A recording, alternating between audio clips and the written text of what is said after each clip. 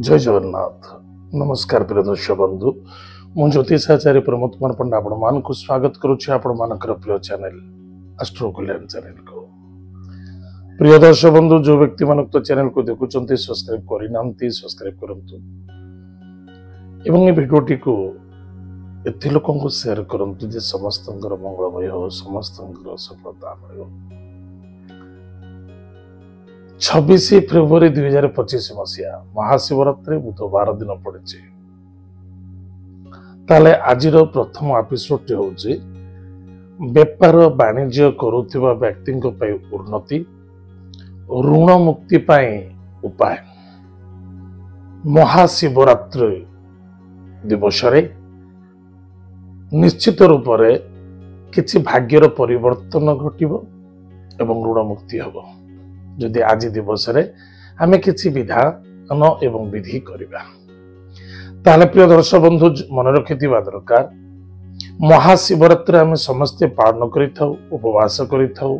महादेवଙ୍କ ठाରୁ कृपा प्राप्ति करिबा पाई विभिन्न प्रकार द्रव्य वस्तु पदार्थ प्रति ध्यान न देई भगवान महादेवଙ୍କୁ समर्पित होई उपवास करी चतुर्थ प्रहर को अपेक्षा करी एवं महाप्रभु सेवारे एवं उपासना लगी थांते।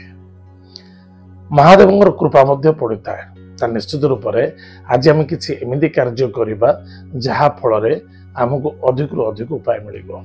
प्रिय दर्शक बंधु, आज आप मन रखी था महाशिवरात्रि दिन चतुर्थ प्रहर रात्र चतुर्थ प्रहर मन रखि रात्र चतुर्थ प्रहर जदि आप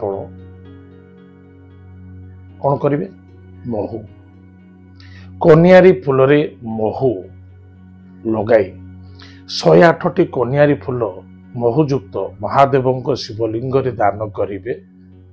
निश्चित रूप से आपणकर ऋण मुक्ति हम एवं कर्म व्यापार वाणिज्य क्षेत्र में सफलता देखा।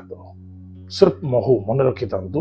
सेवा कार्पण्य भक्ति बड़े कि असाध्य मही तले जदि आप किछि मन सन्देहता द्विधा देखा दिए, निश्चित रूप से आपणकर गुरुंकर परामर्श नियंतु एवं सुज्ञानी ब्राह्मण देवता परामर्श नहीं आपण देखंतु। निश्चित रूप से आपन को बहुत सफलता मिल। दारिद्रता दुख समस्या दूर हो। प्रिय दर्शक बंधु, केबे भी मौका छाड़ा उचित नुहे। महाशिवरात्रि आम भाग्य को थरे आसी पुनः आ गोटे वर्ष पर भाग्य आसो। ये मौका छाड़तुनि, निश्चित करंतु। ये एपिसोड को अधिक लोक शेयर करंतु। जय जगन्नाथ, नमस्कार।